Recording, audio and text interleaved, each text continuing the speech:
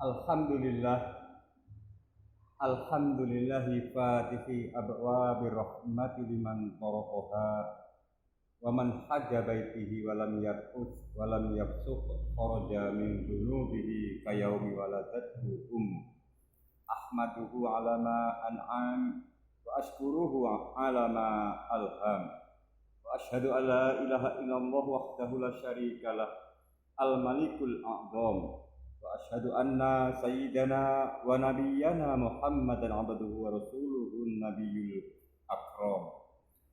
Allahumma fasholli wa sallim wa barik ala hadha nabiyil karim wa rasulis sayyidis sanadil azim sayyidina Muhammad wa ala alihi wa ashabihi salata wa salaman daimaini mutalazimaini ma hada hadi wa taranna wa sallim tasliman katsira amma ba'd ayuhan nas ittaqullaha haqqa tuqatih wa la tamutunna illa wa antum muslimun. Masyiral muslimin rahimakumullah. Dalam rangka menyongsong hari yang sangat agung, khatib mengajak hadirin semua untuk memaknai akan spirit atau semangat Idul Adha dan penyembelihan kurban sebagai sarana introspeksi diri. Marilah kita tundukkan kepala dan hati kita di hadapan Allah yang Maha Besar. Campakkan sifat keangkuhan dan kencongkakan yang dapat menjauhkan kita dari rahmat Allah Subhanahu wa ta'ala. Apapun kebesaran yang kita sandang, kita kecil di hadapan Allah. Betapapun perkasanya kita masih lemah di hadapan Allah yang Maha Kuasa. Betapapun hebatnya kekuasaan dan pengaruh kita tidak berdaya dalam genggaman Allah yang Maha Kuasa atas segala-galanya. Sungguh tak ada yang patut kita sombongkan, kecuali hanya takwa yang membedakan seseorang di hadapan Allah Subhanahu wa ta'ala. Masyiral muslimin rahimakumullah. Menjelang datangnya hari raya Idul Adha, tentunya memori kita diingatkan kembali akan kisah agung keluarga Ibrahim alaihissalam. Kisah penuh teladan bagi segenap manusia sepanjang zaman. Kisah yang amat indah Allah rekam dalam kitabnya Al-Quran. Kisah keluarga Ibrahim telah menjadi legenda sejak lebih dari 5.000 tahun silam. Itulah kisah keluarga teladan, keluarga yang telah berhasil membangun dan menanamkan nilai-nilai ketauhidan dan makna sebuah pengorbanan pada setiap sendi-sendi kehidupan. Ibrahim, Hajar, dan Ismail adalah potret anggota keluarga yang sempurna dalam pengabdian dan penghambaan diri kepada Allah Rabbul Izzati. Betapapun Ibrahim semenjak dari muda teramat sangat merindukan kehadiran akan seorang anak di tengah keluarganya. Tetapi hingga usianya renta, Allah pun belum juga menganugerahi keturunan baginya. Sementara istrinya Hajar yang juga sudah tua tidak kunjung menunjukkan tanda-tanda kehamilan. Bagi Ibrahim alaihissalam, anak bukanlah sekedar penerus keturunan, tetapi yang amat penting adalah sebagai pewaris risalah kenabian. Walaupun menunggu hingga puluhan tahun, namun Ibrahim selalu bersabar. Boleh jadi Allah memberikan rahasia akan sebuah kebaikan dalam hidupnya. Dengan tidak putus-putusnya terus berdoa kepada Allah agar dikaruniai keturunan. Rabbi habli minas sholihin. Ya Tuhanku, anugerahkan kepadaku seorang anak yang termasuk orang-orang yang soleh. Fabasyarnahu bigulamin halim. Maka kami beri dia kabar gembira dengan seorang anak yang amat sabar. Al-Quran surat As-Saffat ayat 100 dan 101. Masyiral muslimin rahimakumullah. Setelah permohonan Ibrahim terkabul, sehingga dikaruniai seorang anak yang bernama Ismail. Dan ketika Ismail beranjak remaja, datanglah ujian dari Allah agar Ibrahim menyembelih anaknya Ismail. Dapatkah kita bayangkan perasaan seperti apakah yang dirasakan Ibrahim alaihissalam ketika datang perintah dari Allah untuk menyembelih Ismail, putra yang amat dikasihinya, yang kelahirannya amat diharapkan hingga menunggu puluhan tahun. Ibrahim pun menghadapi dua pilihan. Apakah mengikuti perasaan hatinya dengan menyelamatkan Ismail sebagai buah cinta dalam keluarganya, ataukah mentaati perintah Allah, yaitu menyembelih Ismail, putra kesayangannya. Situasi seperti inilah sejatinya yang setiap saat kita hadapi dalam kehidupan sehari-hari. Apakah kita lebih mengutamakan perintah Allah dan Rasul-Nya, atau memilih tetap menggenggam Ismail lain di sekeliling kita? Anak istri tercinta, harta benda, bisnis yang menjanjikan, jabatan yang menggiurkan, rumah, kendaraan, dan semua karunia yang Allah berikan kepada kita, sejatinya itulah Ismail kita. Jika semua itu lebih kita cintai daripada cinta kita kepada Allah dan Rasul-Nya, serta berjihad di jalan Allah, maka sungguh kita sudah membuat pilihan yang keliru. Karena dengan berbagai karunia yang Allah berikan kepada kita, telah kita jadikan Tuhan-Tuhan tandingan bagi Allah. Dan itu artinya kita sedang menanam benih-benih yang akan berujung pada kemurkaan Allah.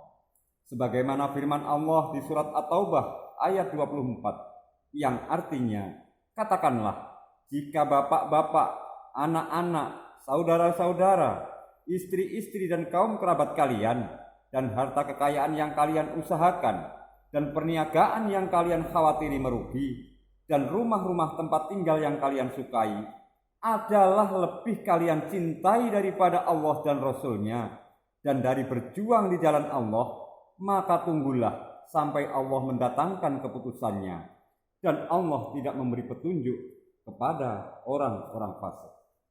Ma'asyiral muslimin rahimakumullah.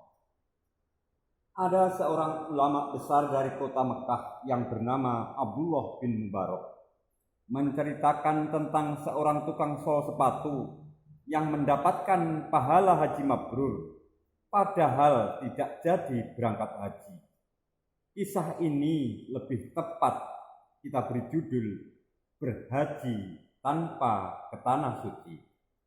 Suatu ketika setelah selesai menjalankan salah satu ritual haji, Abdullah bin Mubarak, sang ulama terkenal dari kota Mekah itu, yang juga salah satu jamaah haji tahun itu, beristirahat dan tertidur.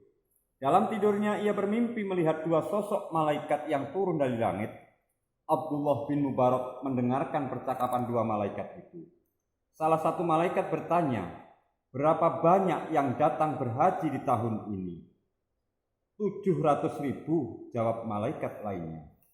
Kemudian kedua malaikat tersebut melanjutkan percakapannya. Berapa banyak yang pahala ibadah hajinya diterima? Tidak satu pun, jawab malaikat lainnya. Lalu dua malaikat tersebut melanjutkan percakapannya. Namun ada seseorang yang meskipun tidak datang menunaikan ibadah haji, tetapi ibadah hajinya diterima dan seluruh dosanya telah diampuni. Bahkan berkat dia, seluruh jamaah haji tahun ini yang berjumlah 700.000 jamaah ini diterima Allah Subhanahu wa ta'ala. Salah satu malaikat keheranan, kok bisa begitu? Inilah kehendak Allah Subhanahu wa ta'ala. Siapakah orang itu? Kata salah satu malaikat. Namanya adalah Sa'id bin Muhabbah. Ia seorang tukang sol sepatu dari kota Damsyik, Damaskus, Syria. Itulah akhir percakapan dua malaikat itu. Jamaah rahimakumullah. Bersamaan dengan berakhirnya percakapan dua malaikat tersebut, sang ulama pun sontak terbangun. Kemudian sekembalinya dari menunaikan ibadah haji, ia tidak langsung pulang ke rumahnya, tetapi langsung menuju kota Damaskus, Syria, mencari tahu apa keistimewaan amal ibadah si tukang sol sepatu itu yang telah disebutkan oleh malaikat dalam mimpinya. Hampir semua tukang sol sepatu seantero kota Damaskus dicari dan ditanya, apa memang ada tukang sol sepatu yang namanya Sa'id bin Muhabbah? Dan akhirnya ulama itu pun menemukan si tukang sol sepatu itu yang tampak kelihatan berpakaian lusuh. Seraya bertanya, benarkah Anda bernama Sa'id bin Muhabbah? Betul. Siapa tuan? Jawab Sa'id balik bertanya. Aku adalah Abdullah bin Mubarak. Sa'id pun terharu. Tuan adalah ulama yang terkenal di kota Mekah. Ada apa gerangan mendatangi saya sampai jauh ke Syria ini? Akhirnya ulama itu pun menceritakan perihal dalam mimpinya. Seraya bertanya kepada Sa'id, si tukang sol sepatu itu.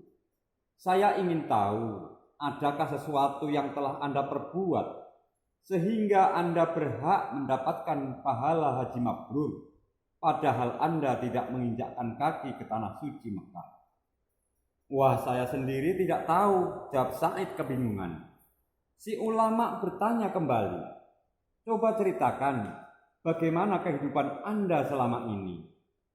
Kemudian Sa'id bin Muhabbah, si tukang sol sepatu itu bercerita. Setiap tahun pada setiap musim haji, aku selalu mendengar kalimat talbiyah. Labbaik Allahumma labbaik. La syarika laka labbaik, innal hamda wa ni'mata laka wal mulk la syarika lak. Ya Allah, aku datang karena panggilanmu, tiada sekutu bagimu. Segala puji dan nikmat adalah kepunyaanmu dan kekuasaanmu, tiada sekutu bagimu. Setiap kali aku mendengar kalimat itu, aku menangis. Ya Allah, aku rindu Mekah. Ya Allah, aku rindu melihat Ka'bah. Izinkan aku datang ya Allah, izinkan aku datang. Oleh karena itulah sejak puluhan tahun yang lalu, setiap hari aku menyisihkan uang dari hasil kerjaku sebagai tukang sol sepatu. Sedikit demi sedikit kukumpulkan. Akhirnya pada tahun ini sudah terkumpul 350 dirham. Cukuplah untukku berhaji, dan aku pun siap berangkat haji, kata Sa'id bin Muhabbah si tukang sol sepatu itu. Tetapi kenapa Anda gagal berangkat? Tanya ulama itu. Ya, aku memang batal berangkat haji, karena ketika itu istriku sedang hamil dan dia tengah mengidam berat. Suatu ketika istriku menyuruhku, wahai suamiku, apakah engkau mencium bau masakan yang aromanya begitu nikmat ini? Coba engkau cari siapa yang memasaknya hingga baunya begitu nikmat, dan mintakanlah sedikit untukku. Kemudian aku pun mencari sumber dari mana bau aroma masakan tersebut. Setelah kutelusuri, ternyata bau masakan itu berasal dari sebuah gubuk reot yang hampir runtuh. Disitulah tinggal seorang janda dengan 6 orang anaknya. Aku bilang kepadanya bahwa istriku sekarang sedang mengidam berat dan jika berkenan memintakan sedikit masakan itu. Si janda itu hanya diam saja sambil memandangiku, sehingga ku ulangi lagi perkataanku. Kemudian dengan perlahan janda itu menjawab, tidak boleh tuan. Demi istri tercintanya yang mengidam berat, Sa'id si tukang sol sepatu itu bertanya tegas, dijual berapapun akan kubeli. Si janda itu berkata, makanan ini tidak dijual tuan. Akhirnya aku kembali bertanya, kenapa? Sambil menangis, si janda itu berkata, daging ini hanya halal untuk kami dan haram untuk tuan. Dalam hatiku merasa aneh, bagaimana ada makanan hanya halal untuk dia, tetapi haram untuk kami, padahal kita sama-sama muslim. Kemudian aku mendesak lagi terus bertanya, kenapa demikian? Akhirnya dengan perasaan malu dan linangan air mata, si janda miskin itu mengutarakan nasibnya. Sudah beberapa hari ini aku tidak makan, Tuan. Di rumah ini tidak ada sedikit pun yang dapat kami makan, Tuan. Karena saking laparnya, anak-anak kami kebetulan melihat ada seekor keledai mati. Lalu terpaksa kami mengambil sebagian dagingnya yang masih segar untuk dimasak. Oleh sebab itu bagi kami daging ini halal. Karena andai kami tidak memakannya, kami sekeluarga akan mati kelaparan. Namun mohon maaf bagi Tuan daging ini haram. Mendengar ucapan tersebut, spontan Sa'id bin Muhabbah, si tukang sol sepatu itu, menangis sejadi-jadinya. Lalu segera pulang ke rumah dan menceritakan kejadian itu kepada istrinya. Dan istrinya pun ikut menangis. Akhirnya kami memasak berbagai makanan, kemudian mendatangi rumah janda miskin itu, serta memberikan berbagai makanan kepada mereka.